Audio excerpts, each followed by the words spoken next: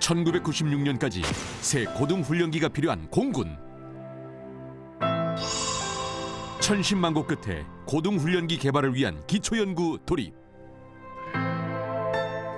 우리는 해외 도입을 해야 되겠다. 직구매를 하게 되면은 3, 40년 동안 아무것도 연구를 못 하게 된다는 결론이 납니다. 국방부의 결정은 해외 구입. 좌초 위기에 놓인 국산 고등훈련기 개발.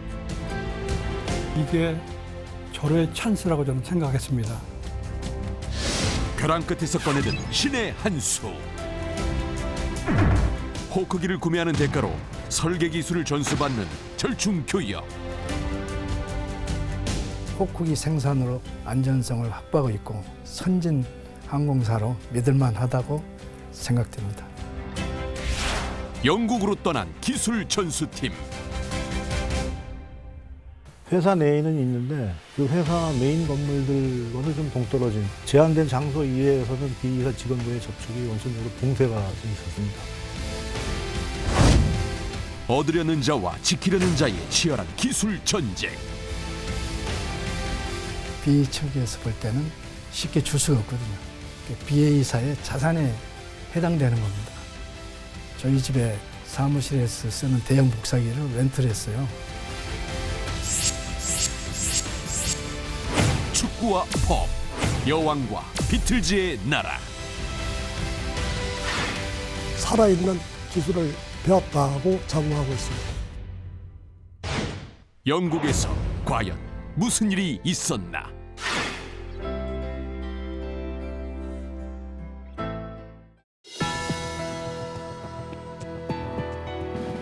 여러분 안녕하십니까? 첨단 국가의 초석, 방위 산업의 남희경입니다. 출발하기도 전에 좌초될 뻔했던 T-50 고등훈련기 개발 사업. 하지만 해외 직구매된 위기를 절충교육의 기회로 기사회생합니다. 과연 그 기회를 어떻게 활용할지 생생한 증언을 들려주실 5분 모셨습니다. 먼저 기초연구부터 체계 개발까지 T-50 고등훈련기 개발 사업을 총 책임지셨던 분이시죠. 전용훈 박사 모셨습니다. 안녕하십니까. 전용훈입니다. 고등훈련기 시뮬레이터 기술 전수에 참여하신 오재상 박사 모셨습니다. 네, 안녕하십니까. 오재상입니다. 국가연에 근무하시며 영국 기술연수 팀장으로 참여하신 이윤상 박사 함께 하시겠습니다. 안녕하십니까. 이윤상입니다. 금성정밀 소속으로 영국 기술 전수에 참여하신 천기진 상무 모셨습니다. 안녕하십니까. 천기진입니다. 마지막으로 국가연에 근무하시며 영국에서 항공기 설계 기술 전수를 담당하신 유홍철 팀장님 모셨습니다. 안녕하십니까. 유홍철입니다. 귀하신 시간 함께 해주셔서 고맙습니다. 전 박사님, 이제 고등훈련기 해외 수입은 이제 곧바로 국내 개발 사업을 좌초시킬 수 있는 이런 굉장히 큰 위기였었는데요. 오히려 20대의 훈련기를 사오는 대가로 이 기술 전수라고 하는 절충 교육을 이끌어내셨습니다. 그 당시 상황을 들여다보게 되면 정말 신의 한 수가 아닐까 생각이 드는데요. 이 신의 한 수가 성공하려면 이 절충 교육 협상부터 좀 차근차근 진행이 좀 됐어야 될 것 같은데 어떻게 좀 진행이 됐습니까? 공군은 고등훈련기를 구매하기 위해서 스페인의 카사 C101, 이탈리아의 MB339, 영국의 허커 세 기종을 경쟁을 시켰습니다. 이를 평가하기 위해서 평가단을 구성해가지고 가서 평가를 한 후에 공군은 최종적으로 MB339로 결정해가지고 국방부 전중위에 결정해달라고 건의를 드렸습니다. 고등훈련기 20대 우선 수입. 공군의 전력 공백을 방지하고 국산 고등훈련기 개발에 필요한 시간도 확보하기 위한 방안이었다. 그런데 수입 기종 선정 과정이 순탄치 않았다. 전력증강위원회가 선정한 기종은 이탈리아의 MB339. 그런데 정작 사용군인 공군의 요구는 달랐다. 이 전쟁이 있기 바로 전날 공군 본부에서는 참모 협조 회의가 있었습니다. 이 과정에서 모 참모가 공군의 고등훈련기는 허크를 들여와야 됩니다라고, 그다음에 왜 허크를 들여와야 되느냐를 쭉 설명을 했습니다. 이 과정에서 어느 누구도 이유를 설명하는데 반박하거나 그런 사람이 없었습니다. 그래서 그때 공군은 그럼 허크로 하자 이렇게 된 겁니다. 탈락 위기에서 다시 강력한 후보로 떠오른 호크기. 이 절호의 기회를 놓치지 않기 위해 호크기의 제작사 BAE사는 적극적인 마케팅에 나설 것이 뻔했다. 그리고 이 모든 상황을 절호의 기회로 삼으려는 것은 BAE사뿐만이 아니었다. 그런 후에 공군은 계속 허크를 구매하겠다고 요구를 했습니다. 장관님께. 저는 이때에 이게 절호의 찬스라고 저는 생각했습니다. 우선 절충교육의 업무를 국가위원으로 가져와야겠다. 그 전까지만 해도 절충교육의 업무는 업체가 즉 생산 물량을 저기 담당하는 데서 끝쳤습니다. 그래서 이걸 국가위원으로 가지고 와가지고 기술 이전을 받아야겠다. 이런 생각에 국방부에 건의해가지고 국가위원 업무로 이관해가지고 제가 담당을 하게 되었습니다. 외국에서 무기 체계를 사올 때는 반드시 절충 교육이 함께 진행된다. 고가의 무기 체계를 판매하는 회사가 자신들이 올리는 수익의 반대급부로 현물이나 기술을 제공하거나 우리 기업의 물건을 구매하는 계약을 맺기도 하는 식이다. 전영훈 박사는 바로 이 절충 교육 협상권을 가지고 BAE사에 접근한다. 영국의 판매 총괄 부사장 미스터 진저를 불렀습니다. 불러가지고 제가 지금 고등훈련기로 MB-349가 결정된 걸 아시냐 그러니까 안다고 그러더라고요. 만일에 우리 공군에서 허크를 저게 구매하게 되면은 우리 국가위원회에서 요구하는 안을 들어달라. 고등훈련기에 필요한 것은 설계 기술, 그다음에 시뮬레이터 개발 기술, 그다음에 항공기 개발에도 시험 조종사가 필요하니까 시험 비행사 양성, 그다음에 항공 인력 교육을 요구했습니다. 그리고 여기에 드는 모든 비용은 BA에서 담당해라. 이렇게 얘기하니까 그 미스터 진저는 이제 자기가 돌아가게 되면은 문체급받을 상황인데 이런 얘기를 하니까 좀 희망이 좀 생기는 것 같이 보였던 것 같습니다. 훈련기 시장의 강자였던 BAE사로서는 한국이라는 새로운 시장에서 경쟁사에게 밀리는 것은 상상하기도 싫은 일이었다. 전용훈 박사는 바로 이런 점을 감안해 절충교육으로 고등훈련기 설계 기술 이전을 요구했고 시장 확보가 시급했던 BAE사는 전용훈 박사의 제안을 받아들인다. 하지만 BAE가 약속한 기술 전수가 실현되려면 우선 호크기가 수입 기종으로 선정돼야 했다. 공군이 허크를 구매해달라고 그러니까 MB-339를 결정됐는데도 국방부에서 특검을 공군에 내보냈습니다. 그래서 왜 공군이 허크를 구매해야 되는지 이유가 뭔지 그런 걸 조사로 공군에 갔는데 공군에서 다 조사를 한 후에 공군의 말만 믿을 수가 없으니까 이걸 객관적으로 국가위원에게 물어봐야겠다. 그래가지고 국가위원 와가지고 저한테 온 겁니다. 그래서 저는 공군의 그 허크 구매가 타당하다고 생각했습니다. 왜 허크가 타당하냐는 설명한 뒤에 그 특검팀은 보고를 해가지고 결국에는 공군에서 허크를 구매하게 된 겁니다. 예, 그러셨군요. 특검팀도 또 이게 뜨게 되고 또 그 BAE의 진저 부사장과의 또 그런 협상적인 과정들이 어떤 출발점을 지금 이제 그었다는 걸 정리를 좀 할 텐데요. 이 박사님, 이제 기술 전수에 좋은 결실을 맺으려면요, 이 전수하려는 측도 굉장히 중요하겠지만 실질적으로 우리에게 기술을 전해줄 그 회사들 좀 한번 점검해 봐야 되는데요. 당시 이 BAE의 그 회사의 전반적인 사안들이 믿을 만한 기술을 좀 갖고 있었던 회사인가요? 어떻습니까? 네. BAE사는 그 영국의 그 대표적인 항공기 제작사입니다. 호크기를 생산해서 1974년 첫 비행을 성공을 했고요. 이 호크기는 영국 공군뿐만 아니라 오스트레일리아, 캐나다, 핀란드, 그리고 우리 공군에서 운영했던 TO-19 역시 호크기입니다. 이렇듯 700여 대를 생산을 한 바가 있습니다.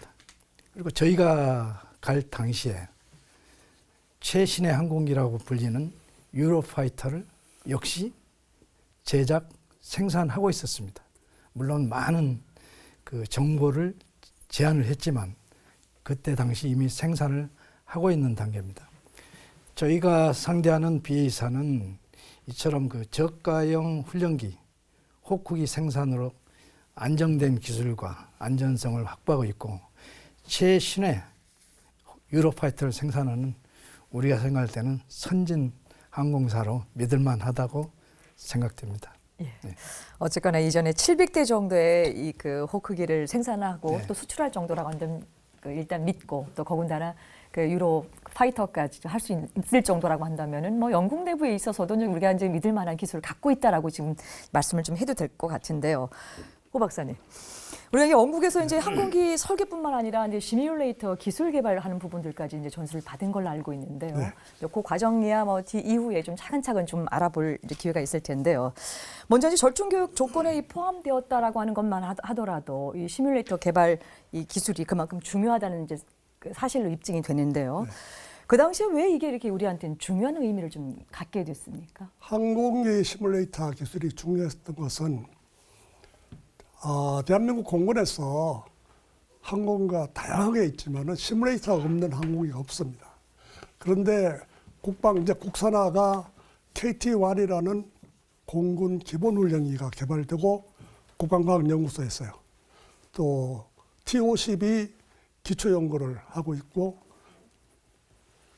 공군 기본훈련기는 거의 마지막 단계, 체계 개발 단계에 있었기 때문에 공군의 시뮬레이터 없는 기종은 안 사기 거의 뭐 운영을 안 하려는 그런 경향이 있기 때문에 그걸 우려해서 국방과학연구소에서는 시뮬레이터를 시험 개발로 우선 국방 중기 계획에 반영해서 사업을 가려고 계획을 했습니다. 그 차제에 영국 호크기 시뮬레이터를 도입하면서 그 기술을 달라는 것을 협상이 돼 있었기 때문에 그리고 국방과학연구소에서는 항공기 시뮬레이터를 개발하는 것이 처음이었습니다. 한국에서. 그래서 기술적으로 과연 성공하겠느냐 이런 우려가 있는 차제에 그 기술을 받으면 굉장히 우리가 성공적으로 갈 수 있겠다. 그런 점이 하나 있고 또 시뮬레이터 기술이라는 것이 실제 항공기가 공중을 나르면서 굉장히 위험한 요소를 많이 갖습니다. 사고가 나면은 귀중한 조종사 생명이나 항공기 그 자체가 손실되는 그런 것을 훈련으로 어떻게 방지할 수 없느냐. 그런 측면에서 볼 때 항공기 시뮬레이터를 지상에서 안전하게 그러한 교육을 통해서 훈련을 공중에서 있는 모든 훈련을 지상에서 시뮬레이터로서 훈련을 하면은 예방을 할 수 있고 굉장히 비용을 절감할 수 있고 또 비행장 주변에 그 민원이 많습니다. 왜냐하면 소음, 주민들의 항공기 엔진 소음이 시끄럽다고 지금도 아마 대한민국 공군에서 벌금을 엄청 많이 내고 있는 걸로 알고 있습니다. 그런 것들도 예방하고 비교도 안 될 정도로 시뮬레이터에 저렴한 비용으로 조종사 훈련을 할 수 있기 때문에 꼭 필요하고 또 다른 한 가지는 시뮬레이터가 경제적인 새로운 항공기를 개발할 때에 반드시 시뮬레이션은 모델링을 통해서 왜냐하면 그 비행기를 요구한 공군에서 요구사항을 바꿀 때마다 돈과 기간이 늘어나기 때문에 그걸 얼마만큼 절감할 수 있도록 시뮬레이션을 해봐야 되니까 그때도 시뮬레이션을 해야 됩니다. 그만큼 항공기 시뮬레이터 기술이 중요하다고 강조할 수 있습니다. 예. 지금 오 박사님 얘기를 쭉 듣다 보니까 결국 시뮬레이터 기술 자체적으로도 그걸 보유하고 있다라고 하는 것이 항공기를 자체 개발하는 국가에는 반드시 또 필수적인 부분이 좀 된다는 생각이 좀 들고요. 네. 뭐 예산에 관련된 절감은 뭐 당연히 또 있을 수 있고요. 조종사의 안전, 또 항공기 자체의 어떤 보호 이런 차원에서 네. 굉장히 다각적인 구도에서 반드시 필요한 기술이었군요. 그 당시에. 예, 그렇습니다. 예, 말씀 잘 들었습니다. 이번에는 이제 그 업체 대표로 가신 우리 청기진 상무님께 좀 질문을 좀 드려볼게요. 예. 이제 국가연하고 업체하고는 목표는 같았겠지만 입장이 좀 달랐기 때문에 어떤 마음가짐으로 출발하셨습니까? 예. 국가연에서 통합팀을 구성을 당시에 했었고 또 출국 전에 저도 국가연하고 같이 국가연으로 한 달간 출근을 해서 같이 준비를 했던 것 같습니다. 그리고 그 당시에 기술 이전 팀의 목표가 업체나 국가인이나 사실 다르지 않았습니다. 왜냐하면 저희 회사 입장에서도 향후에 어떤 사업이 있을지 아무도 예측을 못하는 상태였고, 하지만 대한민국이 그 당시 항공산업을 육성하겠다는 정부 차원의 선언도 있었기 때문에, 그러다 보니까 그런 기업과 또는 연구소와의 이해관계보다는 제가 담당하는 분야에 대한 걱정이 더 컸죠. 저는 아마도 제 기억으로 유일하게 그 당시에 전자 관련된 전공을 한 사람이었습니다. 대부분 항공 관련된 전공을 했는데, 저는 이제 전자공학과 석사를 마치고 국가에 나오고 KT-1이라는 항공기, 초등 항공기 개발에 잠시 몸담아 있다가 선발이 되었는데, 그 당시에 막 항공기가 아날로그에서 디지털로 바뀌는 시대가 바로 그때였습니다. 그러니까 저는 아직 아날로그도 다 파악을 못한 상태에서 걱정이 이만저만이 아니었죠. 가면 저 사람들이 뭘 해줄까? 또 이전에 대한 한계도 있었고요. 더더욱 중요한 거는 그 당시에 대한민국에 항공전자를 생산하는 기업이 없었다는 거고요. 실적도 없었다는 겁니다. 이유는 굉장히 간단합니다. 대한민국에서 만든 국산 비행기가 없으니까 우리 손으로 만든 전자장비가 탑재될 방법이 없었던 거죠. 그래서 저는 내가 아는 것도 없고 경험도 적고 아는 만큼 배우는데 아는 게 없으니까 그게 더 큰 걱정이었던 것 같습니다. 네. 어쨌든 준비하고 출발을 하신 거죠? 나름 예, 준비를 알겠습니다. 많이 하고 갔습니다. 예, 말씀 잘 들었습니다. 여러분께서는 지금 첨단 국가의 초석 방위 산업을 시청하고 계십니다. 고등훈련기 20대 직구매 사업의 대상 기종은 어떻게 선정됐을까? 최종 후보는 영국의 호크기와 스페인의 카사 101, 그리고 이탈리아의 MB339까지 총 3개 기종이었다.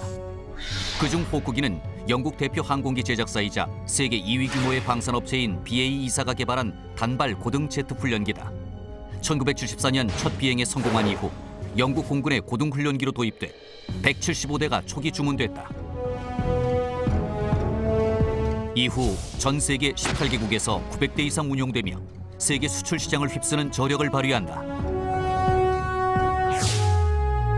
카사 101은 스페인에서 개발한 제트 추진 고등 훈련기 겸 경공격기다. 1977년 첫 비행 이후 1980년부터 스페인 공군의 훈련기로 운영됐으며 칠레와 온두라스에도 수출됐다.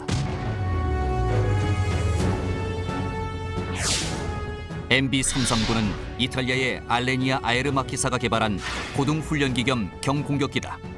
1976년 첫 비행 이후 1979년 이탈리아 공군에 인도돼 운영됐으며 모두 200대 이상이 생산돼 이탈리아와 아랍에미리트, 아르헨티나 등 9개 국가에서 운영되고 있다.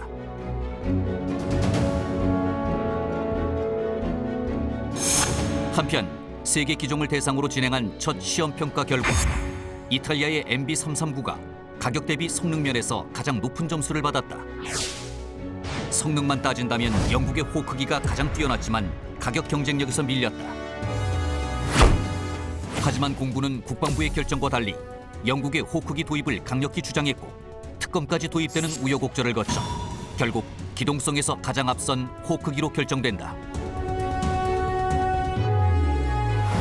호크기 도입은 국산 고등훈련기 사업팀에게도 기술 전수라는 절호의 기회를 제공했다. 과연 영국으로 떠난 기술 전수팀은 어렵게 잡은 기회를 살려 국산 고등훈련기 개발의 기틀을 마련할 수 있었을까? 첨단 국가의 초석 방위 산업. 오늘은 T-50 고등훈련기 개발 사업에 대해서 알아보고 있습니다. 이윤성 박사님, 결국 이제 영국의 파견팀에게 맡겨진 이제 임무가 이제 있을 테고요. 구체적으로 좀 어떤 것들을 부여받고 출발하셨습니까? 네, 당시 국방과학 연구소에서는 KT-1 개발이 한참 진행 중에 있었고요. 아울러서 고등 훈련기 개발에 대한 준비를 하고 있었습니다. 그런데 고등 훈련급의 그 항공기에 대해서는 개발 경험이나 노하우가 전혀 없는 상태였습니다. 그래서 BA사에서 기술 전수를 받는다는 것은 큰 의미가 있다고 생각이 되거든요. 먼저 그 영국 그 브로프 호크 생산 공장입니다. 호크 생산하고 있는 생산 공장에 가서 호크기를 설계하고 제작했던 많은 항공기 경험을 가진 영국 엔지니어들과 직접 1대1로 기술 전수를 받으면서 그들의 경험과 설계 기술을 전수받는 것은 굉장히 중요한 업무가 됐습니다. 최고로 중요한 임무가 되겠죠. 예. 또한 이제 기초 연구가 끝나면은 탐색 개발이라든지 체계 개발 그리고 이어서 이제 생산에 들어가야 되지 않습니까? 이런 전반적인 TO식 개발에 대한 자신감을 갖고 이제 계속 진행을 해야 되거든요. 첫 단계에서 지금 기술 전수가 진행이 되는 것입니다. 사실 그 개발 초기에 국내에서는 과연 T50 고등 훈련기를 우리 엔지니어들이 개발을 할 수 있을 것인가 굉장히 부정적인 의견들이 많았습니다. 그래서 우리가 기술 전수 팀의 어떤 여러 가지 결과물을 가지고 이를 좀 증명해 드릴 필요가 있었습니다. 저희가 기술 전수를 받는 동안의 일례로 한 몇 개월 후에 어떤 좀 고위직의 한 분이 영국을 방문하게 됐습니다. 저희가 받고 있는 BA사도 방문할 계획으로 되어 있어요. 그래서 이제 국내에서 저한테 당부가 왔습니다. TO식 개발에 대해서 대표적으로 부정적인 시각을 갖고 있는 분인데 가신다니 확실하게 좀 보여드리고 좀 생각을 고칠 수 있도록 노력을 좀 해달라. 그래서 사실 제가 그분이 4일간 영국에서 머물렀는데 히드로 공항에 마중을 나가서부터 BA사 한 분을 대동을 하고 4일간을 동행을 했습니다. BA사의 모든 거, 또 우리가 받고 있는 기술 전수 현장, 그리고 실상들을 누차에 걸쳐서 4일간을 숙박을 같이 하면서 설명을 드리고 보여드린 결과 한국에 가셔서 완전히 반대되는 말씀하셨습니다. 떠나실 때 저한테 당부하신 말씀이 탐색 개발이 이제 미국에서 진행이 되는데 굳이 한국을 들릴 필요가 있느냐. 영국에서 바로 미국으로 가서 계속 해야 되지 않느냐. 이 정도로 그런 생각이 바뀌었습니다. 대단히 그 성공적인 결과라고 저도 지금 생각하고 있습니다. 네. 그러셨군요. 기술 전반적인 부분의 어떤 그 전수 받는 부분들을 또 1대1로 가고 또 네. 공장에 직접 또 들어가셔서 견학과 더불어서 하셨다는 말씀 좀 네. 주셨는데요. 청기진 사무님, 네. 기술 기조는 구체적으로 어떤 방식을 통해서 받으셨나요? 네. 저희가 제일 처음 영국에 도착을 해서 회사를 갔더니 하나의 독립된 사무 공간이 있었고요. 그 사무 공간에서 영국 엔지니어하고 저희가 같은 팀이 된 통합 설계팀이 구성이 됐습니다. 그래서 1년 동안의 개념 연구, 피지빌리티 스터디라는 목표를 가지고 같은 멤버가 돼서 진행을 한 경우입니다. 그러다 보니까 제 입장에서는 어렵고 경험도 많지 않았지만 기술도 배울 수 있었고요. 또 일하는 절차, 일하는 방법을 같이 배울 수 있었습니다. 특히 또 저는 업체에서 갔고 또 그 장소가 업체다 보니까 그 생산 시설을 포함해서 저는 볼 수 있는 기회가 좀 많이 있었고요. 그래서 같은 일을 같이 쉐어하면서 같은 설계 회의도 하고 토론도 하고 하는 방법으로 진행이 됐던 거죠. 특히 저 같은 경우는 통합 설계팀에 전자를 전문으로 하는, 항공전자를 전문으로 하는 영국 측 사람은 없었습니다. 그런데 영국에서는 2명의 엔지니어를 저한테 할당을 해줬고 그 2명하고 저희가 정기적으로 만나서 토의하고 배우고 이런 상황이었고요. 또 그때 거의 유사한 시기에 저희 영국 내에서 다른 지역에서 국가연하고 삼성전자, 현 삼성항공 이제 이름이 계속 바뀌어왔지만 그 팀이 고등훈련기 소프트웨어 관련 기술 이전이 같이 진행되고 있었습니다. 그래서 저희는 거기서 그 구성 장비와 항공전자 체계에 대한 기술을 같이 논의하고 배웠고 거기서는 소프트웨어를 배웠죠. 그래서 그것들이 나중에 한국에 와서 꼭 TOC뿐만 아니고 우리나라 항공기 산업에 필요한 기술이 저 같은 경우는 항공전자 장비 만드는 쪽으로 이제 활용이 많이 되었고 또 에딘버러 팀들은 거기에 따른 OFP 개발 같은 소프트웨어 개발로 해서 현재 한국 항공의 주력 인원으로 되어 있는 걸로 제가 알고 있습니다. 그래서 이런 기술 이전이 작은 지금 보면 그 우리 아기들 첫 걸음마 멀리 가지 못했지만 언젠가 그 애가 커서 큰 먼 길을 갈 수 있었던 첫걸음이 아니었나. 그래서 그때 배웠던 기술, 일하는 방법, 또 일하는 절차는 아직까지 제가 회사를 다니면서 써먹는 것 중에 하나라고 생각합니다. 굉장히 좀 중요한 말씀을 좀 주셨는데 통합 설계팀이 구성이 되고 같이 기술만 단순하게 전수받기보다도 뭐 여러 가지 뭐 프로세스 일들이나 아니면은 구체적인 이런 방식들 예. 또 사람과의 관계적인 부분들 굉장히 또 중요한 부분들 많이 좀 배웠다 말씀을 좀 주셨는데요. 그러나 이제 한 가지 궁금한 게요. 유 팀장님, 이제 기술 이전을 약속했어요. 이제 BA사가 그럼에도 불구하고 이제 어떤 부분들은 다 주지도 않고 또 어떤 부분들은 같이 이렇게 통합 형식으로 돼 있다라고 한다면 더 많은 가서 교육을 받는 입장에서는 많은 것들을 좀 가져오고 싶은 생각이 좀 앞섰을 것 같은데요. 자, 그런 측면에서 이 BA사가 특별하게 경계를 하고 또 이렇게 기본적 핵심 기술이 노출될까 봐 걱정을 좀 많이 했었을 것 같은데 당시 상황 어땠습니까? 예, 그렇습니다. 그쪽도 이제 사실은 기술 전수를 절충교육으로 우리가 얻는다고는 하지만 무한정 다 줄 수는 분명히 없을 것이고요. 그 사람들이 정해놓은 한계는 분명히 있었습니다. 그래서 이제 저희가 일단 전수받은 장소를 아까 이제 윤상 박사님께서 브로프라고 얘기했는데 비브로프사를 정문을 딱 보면은 저희가 근무했던 위치가 정문을 바라보고 좌측 끄트머리로 기억을 합니다. 예, 활주로가 보이는 곳이었고, 그 얘기는 뭐냐면은 회사 내에는 있는데 그 회사 메인 건물들과는 좀 동떨어진 곳에 저희 임시사무소를 마련하고 저희를 그쪽에서 이제 일을 했는데 그게 뭐냐면은 그게 바로 이제 그 사람들의 어떤 보안에 대한 고민이 보이는 겁니다, 이게. 그래서 그쪽 BA사에서 이제 선발된 직원들이 우리를 기술을 전수시켜 주려고 이제 오는데요. 매일 아침 그 직원들이 와서 우리와 같이 일을 하고 오후가 되면은 본연의 자기네 사무실로 가서 또 하기 때문에 이게 원천적으로 그 제한된 장소 이외에서는 비이사 직원과의 접촉이 원천적으로 봉쇄가 돼 있었습니다. 근데 이제 아까 이제 우리가 전수를 받기 위해서 나름 준비를 많이 했다라고 이제 말씀드렸지 않습니까? 우리가 준비가 조금 돼 있는 상태이기 때문에 설계가 이제 진행될수록 저희의 이제 지지 수준이 좀 깊어지고 지지 수준이 깊어질수록 걔네들은 이제 한계에 딱 이제 오픈하면 안 되는 그런 경우가 이제 자주 발생을 했는데 그런 예를 들면은 뭐 이렇게 질이나 토의를 하다가 뭔가 느낌이 비이사 직원이 느끼기에 이거 뭔가 좀 아닌 것 같은데 싶으면은 잠시 이제 휴식을 요청을 하고요. 어딜 가요.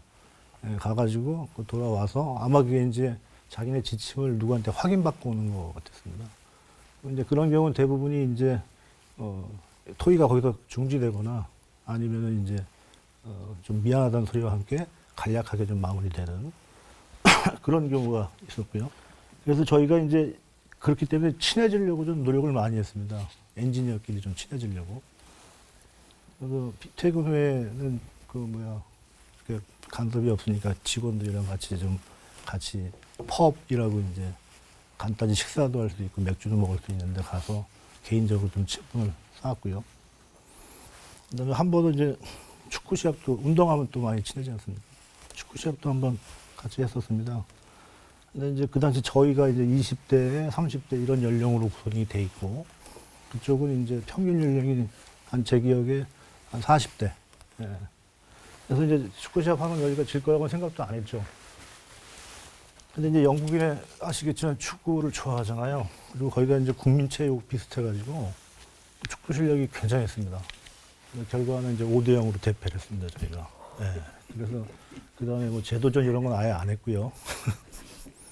그래서 이제 이와 같이 저희의 그 배우려는 열정이랑 함께 또 시간이라는 함수가 보태져가지고 많이 친숙해졌습니다. 그래서 나중에는 이제 서로 기술적으로 존중해주는 관계까지 형성이 됐고, 근데 이제 이렇게 서로 친숙해지고 나니까 그때는 이제 분위기가 우리한테 유리한 방향으로 많이 흘렀습니다. 이제 단적인 예로 이제 담당자끼리 토의를 할 때 예전에를 보면은 이게 한 개인데 뭘 하다가 한 개인데 이 BA 측 담당자가 융통성을 발휘해서 그 자료를 보여주고 설명을 한 다음에 그걸 좀 찢어버리는 식으로. 예, 그런 건 사실 고맙죠, 저희가. 아마 그때 당시에 스마트폰이 있었으면 열심히 찍었을 텐데 일단 그게 없어가지고 이 집에 와서 복귀한다고 좀 애를 먹었습니다. 그다음에 BA사 직원들이 이제 자기가 진짜 설명하는 게 그 어떤 한계를 넘는 것임을 의식을 안 하고 막 또 설명을 하는 경우가 있었어요. 네, 그런 건 뭐냐면은 서로 이제 친숙해진 상태에서 그 공학자끼리 어떤 공감대가 형성이 돼서 의도적으로 그랬지 않나 이런 생각을 해봅니다. 기술 이전이라고 하는 것, 교육을 받은 사람, 또 교육을 전수해주는 사람 입장에 각자 입장 차이가 있었지만은 결국은 뭐 어떤 친밀도들 그렇게 하려고 하는 노력들 과정 속에서 좀 더 많은 것들을 좀 얻을 수 있었지 않나 싶은 생각을 갖게 되는데요. 지금 이제 말씀을 쭉 이제 정리해 보면 결국 이제 기술 이전 과정에서의 준비들 또 노하우들 거기서 어떤 협력하는 과정적인 부분들이 굉장히 중요했을 것 같은데요. 그러면 기술 이전 과정에서 각자 역할이 조금 달랐겠지만 가장 어려웠던 점들도 있을 것 같은데 뭐 기억나시는 데 좀 말씀을 좀 듣겠습니다. 먼저 우리 선상훈께서 먼저 시작해 주시죠. 예. 자, 좀 전에 말씀드렸듯이 항공전자 분야는 기술 이전 기피 대상 분야 중에 또 한 분야였습니다.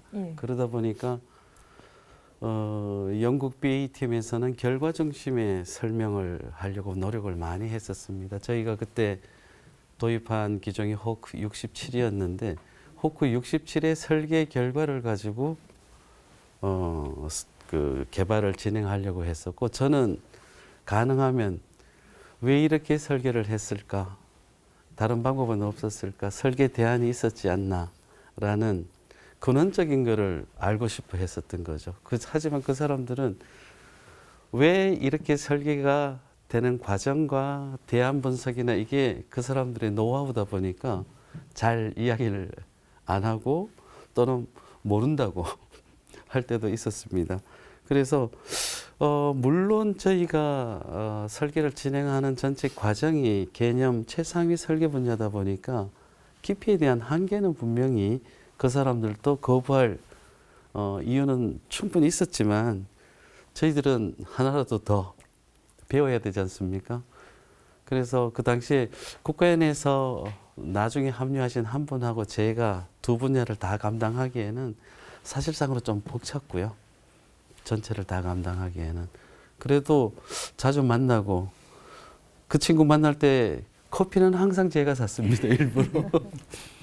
그리고 나중에 친해졌는데 미스 엘드리치랑은 굉장히 가까운 사이가 돼서 나중에 가족들이 저희 집에 와서 식사도 하고 둘이 맥주도 자주 마시러 가고 하면서 그 사적인 자리에서 이런 참 나 아까 그거 궁금했는데 사실 그게 어떻게 되는 거냐 그러면 아 그건 그거였어 라고 하는 것들도 사실 저희들이 개념적으로 가져온 기술이 아니었나 싶습니다. 그래서 진짜 처음에는 어디 학원 있으면 가위라도 받고 수업을 받고 싶은 생각도 있었는데 점점 지나면서 그게 좀 풀려졌고 그 결론적으로 말하면 결과 중심으로 주려고 했고 저희들은 과정과 원리와 대안 중심으로 공부를 하려고 했던 그 차이에 대한 어려움이 좀 있었던 것 같습니다.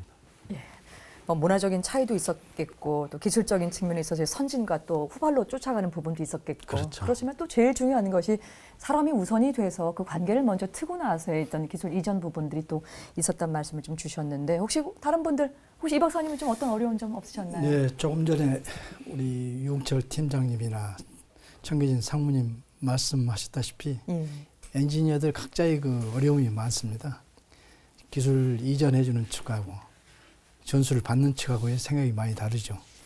특히 이제 기술 전수 초기 초기에 많이 일어났던 일입니다. 실제 BA 엔지니어들은 진짜 설계 제작 경험이 충분히 있는 사람들이고, 우리 연구진은 사실 그런 실질적인 경험보다는 이론적 기반이 탄탄한 그런 이론가죠. 그래서 그런 개념 차이에서 오는 갈등, 토론, 논쟁이 많았습니다. 사실 거의 매일 생긴다고 봐야죠. 거기서 나오는 양측의 똑같은 불만입니다. BA 사람들은 BA 팀장한테 이야기를 하고 있고, 우리 엔지니어는 저한테 와서 그 불평 불만을 계속 이야기하는 겁니다. 그래서 이제 해결할 방법을 연구하다가 BA 팀장하고 그렇게 했어요. 매주 수요일 저녁에 펍에서 만나자, 둘이. 그러면 그 친구가 펍의 약도, 설명, 펍에 대한 역사 해서 퇴근 전에 이렇게 한 장을 올려놓고 갑니다, 저한테. 그럼 거기를 찾아가서 같이 이야기를 하는데, 지난 일주일 동안에 자기 팀에 누가 누구에 대한 불만, 어떤 거에 불만, 또 거기에 대해서 내가 파악하고 있는 우리 엔지니어들의 불만은 이런 거 저런 거 해서 조정을 하죠. 그래서 이제 표 안 나게 그 다음 주에 가서 이렇게 대부분 정리를 하고, 또 다른 또 논쟁이 시작하면 또 다시 해결하고, 이런 반복을 많이 했습니다. 이제 그런 것이 저도 이해가 가는 게, 처음에 BA 기술전수 사무실을 갔는데 거기에 드로잉 보드가 있는 겁니다. 설계할 때 쓰는. 아마 지금은 그 어디 찾기도 힘들 겁니다. 도면 그리는 보드판이 있어요. 저희도 아주 어렸을 때 그거 조금 해보고 말았지, 그 다음부터는 컴퓨터로 했거든요, 다 그래픽을. 그래서 우리 엔지니어들은 컴퓨터에 능해요. 그 사람들은 시대가 좀 달라서 그런지 드로잉 보드 가지고 설계를 한 분들이야. 그러니까 서로 이게 도구가 다른 겁니다. 그래서 결국은 절충을 BA는 보드에다 그리고 우리는 컴퓨터를 하고 해서 두 개를 조합하는 식으로 그렇게 절충했던 기억이 나요. 그리고 이제 조금 전에도 이제 말씀이 있었지만, 엔지니어들이 그 자료에 대한 욕심이 한이 없어요. 특히 자기 분야에 관련된 거는 굉장히 많이 욕심을 내는데, BA 측에서 볼 때는 그렇게 쉽게 줄 수가 없거든요. BA사의 자산에 해당되는 겁니다. 그래서 그 제약이 많습니다. 그래서 한 두세 달 지나고 나서 도저히 이제 방법이 없어서 복사를 해야지 듣고는 유지가 안 되지 않습니까? 그래서 저희 집에 사무실에서 쓰는 대형 복사기를 렌트를 했어요. 그 집에 놔두고 자료를 일과 중에 연구원이 이제 계속 교대로 들고 나가서 저희 집에서 복사를 계속 하는 겁니다. 그래서 계속 자료를 복사하고 있었는데, 한 2달 넘어가니까 복사기 회사에서 BA사에 보고가 들어왔어요. 너희 회사에 방문하는 친구들이 복사기를 빌려갔는데 한 달에 3만 장씩 복사를 한다 이거예요. 가정집에서. 그러니까 이제 BA 팀장이, 그 친구가 사실은 퇴근할 때마다 제 책상에다 자료를 이렇게 준 친구거든요. 비밀 자료를. 그럼 갖고 와서 저는 저녁에 복사하고, 우리 엔지니어들은 낮에 들고 와서 복사하고, 이런 상황인데, 그 보고를 받고 나서는 저한테 이제 그만해도 되지 않느냐. 뭘 그만하라는 얘기는 안 했어요. 이제 그만해도 되지 않느냐. 알았다. 그리고 이제 렌트기를 반납을 했죠. 그래서 몇 개월 동안에 많은 자료를 복사한 기억이 납니다. 예. 웃을 수만은 없는 상황이지만 여하튼 참 많은 노력을 또 기울이신 걸 또 알겠습니다. 하여튼 두 분 말씀 잘 들었습니다. 여러분께서는 지금 첨단 국가의 초석 방위 산업을 시청하고 계십니다.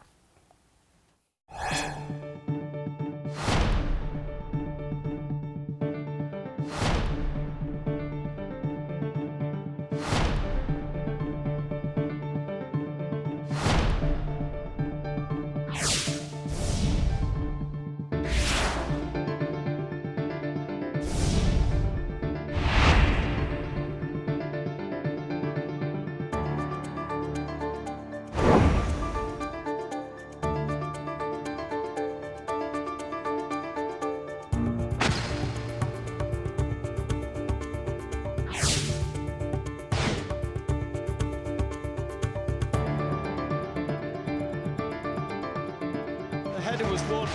It's Pickford where he's going, but the paint, yes, what a finish.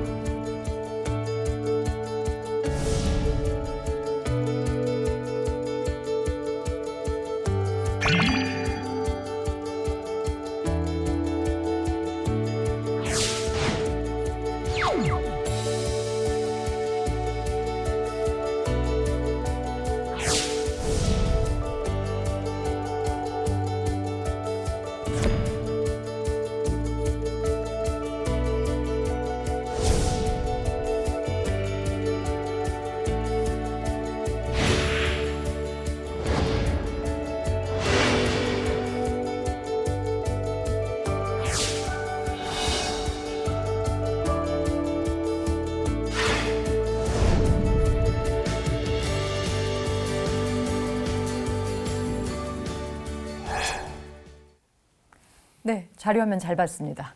전 박사님, 지금 이제 우리가 영국에서 우리 파견된 인력들이 이제 어떤 일들을 또 어떻게 기술을 습득하고 있는가라고 하는 이야기를 좀 나누고 있는데요. 이제 영국 이야기를 하면서 또 하나 빼놓을 수 없는 이야기가 이제 하나 있는데 바로 이제 T50의 닉네임 골든 이글이라고 하는 명칭에 대해서 이제 이야기를 좀 듣고 싶은데요. 이제 어떤 과정을 거쳐서 이 골든 이글이라고 하는 닉네임이 붙여졌습니까? 예. 일반적으로 국가연에서는 사업을 하게 되면은 사업 명칭과 닉네임을 붙입니다.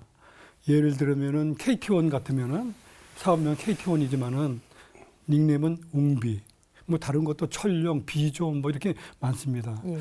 그래서 저도 이제 고등훈련기를 탐색 개발을 하게 되면은 사업명이랑 닉네임을 붙여야겠다 가지고 고민하고 있었습니다. 그러다가 이제 제가 이제 BA 기술 전수로 가가지고 하루는 제가 저기 그 도서관을 갔어요. 도서관에 가가지고 조류 영감을 쭉 펼쳐놓고 찾기 시작했습니다. 우리 고등훈련기는 좀 용맹해야겠다. 그 다음에 훈련도 잘해야겠다. 그 다음에 새 종류해야겠다. 여러 가지 책을 다 모아가지고 하다가 얼뜻 눈에 띄는 게 골든 이글이라는 딱 새가 있더라고요. 그래서 탁 마음에 드는 게 우선 골드 하면은 우리 동양인들은 금을 좋아하잖아요. 예. 그래서 새 생긴 것도 보니까 아주 예쁘게 잘생겼어요. 독수리 입겠네. 그래서 이거를 지어야겠다고 생각을 해가지고 저기 옆에 영국분이 한 분 계시길래 그걸 들고 갔어요. 가가지고 내가 여차여차해서 이렇게 이름을 지으려고 하는데 이 새가 어떻습니까? 물어보니까 그분이 마침 고등학교 생물선생이에요. 그래가지고 아, 이 새 좋다. 의미도 좋고 이거는 지금 몽고에 가면은 독수리를 훈련시켜가지고 사장을 하지 않습니까? 그게 골든 이글이라고 그러더라고요. 그래서 아, 좋다. 그래가지고 골든 이글로 이제 저는 이름을 닉네임을 붙였습니다. 그리고 사업 명칭을 붙이는데 맨 처음에 저는 KATX-2로 지었어요. 우선 뭐냐면은 코리아 어택 앤 트레이너 -2. -2는 KT1이기 때문에 우리가 2 이렇게 붙였어요. 그렇게 해놓고 가만히 보니까 어택이란 말이 붙으니까 기술 이전에 좀 문제가 되는 것 같더라고요. 그래서 빼버렸어요. 그래서 KTX2, X는 엑스페리멘탈 해가지고 그 개발 중에 붙이는 이름이고, 그래서 KTX2랑 골든 이글이 쭉 사용되어 왔습니다. 그러다가 세계 개발 중반에 공군에서 이름을 공매하고 다시 짓겠다, 이렇게 전국적으로 공모를 했어요. 이때 많은 응모자들이 여러 가지 이름을 제안하고 그랬는데 나중에 선정위원회가 소집이 돼가 쭉 했는데 KTX2 대신에 T50. 왜냐면은 앞에 K는 빼자. 글로벌 항공기로 나가야 되니까. 그래서 T, 그 다음에 50은 이게 공군의 50년 역사를 의미하는 겁니다. 그래서 T50이 된 겁니다. 그리고 닉네임은 골든 이글이 당선이 된 거예요. 저는 굉장히 기쁘더라고요. 이게 골든 이글이 그래도 이제 살아나가지고. 이것이 골든 이글의 닉네임을 붙인 히스토리입니다. 예. T50이 그냥 붙여진 게 아니네요. 예, 하나하나 예. 과정 공군의 역사도 또 들어가게 되고 또 골든 이름 자체적으로 전 박사님이 제안했지만 결국 공모하는 과정에서도 같이 또 일치되는 시점을 찾고 굉장히 또 이제 의미 있는 이름입니다. 예. 자, 이제 이번에는 시뮬레이터에 관련된 부분을 좀 더 자세히 좀 알아볼까 하는데요. 오 박사님. 네. 이 영국에서 시뮬레이터 개발 기술 전수가 이제 어떻게 좀 진행이 됐는지 궁금하고요. 또 그 과정에 또 어려움도 좀 있었을 것 같은데 어떠셨습니까? 네. 시뮬레이터 기술 이전 방식은 방금 전에 설명한 T50 기술 이전 방식은 좀 차이가 있습니다. 다릅니다. 왜냐하면 국방과학연구소에서 공군 기본 훈련기급의 시뮬레이터를 시험적으로 한번 개발해서 성공되면은 그 본사업으로 가자 이렇게 기획돼서 시험 개발이면서 업체 주도로 국방부에서 결정을 해줬어요. 그래서 그 시험 개발을 하는데 우리가 직접 3년간 기간을 줬기 때문에 업체 연구원들이 분야별 조종실 체계라든지 또 비행기 그 자체 모델링이라든지 또 비행기가 나르는 움직임 육축으로 아래 위로 상하로 움직임 뭐 좌우 롤 혹은 좌우 방향 또 XYZ 이렇게 항공의 움직임하는 그런 모션 플랫폼하고 또 항공기 자체 부위별로 엔진, 앞날개, 뒷날개, 수직고리 날개 이런 기술들 그다음에 마지막으로 교관실이라 그래서 실제 그 시뮬레이터를 이용해서 교육을 시킬 때에 그 교관이 임무를 줍니다. 예를 들어서 항공기에 엔진에 불이 났다. 그때 비상처치를 학생들이 어떻게 할 거냐. 이런 시나리오를 배우고 또 외부 영상, 활주로나 다른 또 지형지물 이런 영상 소프트웨어 기술 그다음에 이런 것들을 전체 통합하는 그런 기술들을 배우면서 실제 우리 연구원들이 설계를 하면서 우리가 하면서 한국에서 해서 저희가 질문할 거를 미리 준비를 합니다. 혹은 모른다거나 어렵다거나 애매한 거를 질문해서 영국에다 연락하면 우리가 준비가 됐으니까 총 24명이 방문으로 갔습니다. 상주한 것이 아니고 예. 분기나 혹은 반기 1회씩 준비가 되는 대로 출장을 총 24명이 1회 6면서 4회를 갔다 왔습니다. 24명이 참여해서 갔다 왔고 그래서 그중에 어려운 점들도 있었지만은 우리 연구원들이 워낙 준비를 자기가 직접 설계를 하고 기간 내에 납품을 해야 되기 때문에 굉장히 해결을 잘했고 가장 대표적으로 해결한 것은 예를 들면은 그 육축 운동판 위에 조종실을 올리고 그 조종사 눈으로부터 그 영상 스크린 그 간격이 한국에서 설계한 거랑 그쪽 그 기술 이전 쪽에서 해준 게 굉장히 도움이 됐습니다. 그게 무슨 말이냐면은 조종사 눈으로부터 영상 스크린의 거리가 3m 이상이 돼야 조종사의 눈의 피로라든지 또 현기증, 멀미 이런 유발을 가져오지 않는다. 그래서 그걸 대표적으로 고친 설계 변경한 사례가 있습니다. 예. 그리고 실제 항공기를 기술을 시뮬레이터 기술을 성공하고 적용한 것은 공군 기본 훈련기 실제 그 설계를 적용해서 또 납품 공군의 훈련 비행단에 납품을 했고 그 이후에 또 T-50 항공기 맞는 시뮬레이터를 개발해서 업체에서 그 업체라면은 뭐 그 전에 대우중공업이 있었지만은 한국항공이 대표적으로 다 통합이 됐으니까 그렇게 해서 살아있는 기술을 배웠다고 자부하고 있습니다. 예. 결국 이제 그 기술 이전 과정과는 또 별도의 또 이런 채널을 통해서 또 시뮬레이터 기술을 또 이전 받았는데요. 그렇다면 저희 영국에서 전수받은 이 그 시뮬레이터 기술 이전 국내에 어떻게 적용이 됐고 어떤 성과를 좀 낳았습니까? 예. 국내에서는 이제 그 방금 말씀드린 그 국방과학연구소가 시험 개발한 기본 훈련기급 시뮬레이터 성공을 했고 그 기술을 기반으로 해서 한국항공의 전신이 대우중공업이 있었는데 그 대우중공업이 한국항공이랑 통합하면서 그 연구원들이 기본훈련기를 시뮬레이터를 4대 또 조종사가 그 조종할 때에 그 시동을 건다든지 여러 가지 스위치 조작하는 그런 절차 훈련 CPT라고 그러는데 그거 4대를 실제 제작해서 납품했고요. 고등훈련기도 한국항공에서 공군 비행단에 실제 풀플라이트 전체 공중 임무를 할 수 있는 시뮬레이터 한 대와 또 절차 훈련, 아까 스위치라든지 그런 절차 훈련하는 트레이너를 2대를 납품한 실적이 있습니다. 그래서 제가 볼 때는 굉장히 한국에서도 시뮬레이터 기술은 잘하고 있는 걸로 구축된 걸로 자부하고 있습니다.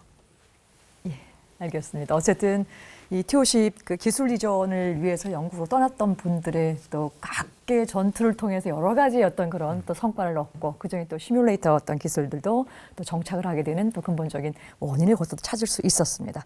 오늘 5분 말씀 잘 들었습니다. 국산 고등훈련기의 운명을 안고 영국으로 떠났던 사람들. 과연 그곳에서 어떤 일을 겪었는지 다음 이 시간에 이어가겠습니다. 시청해주신 여러분 고맙습니다.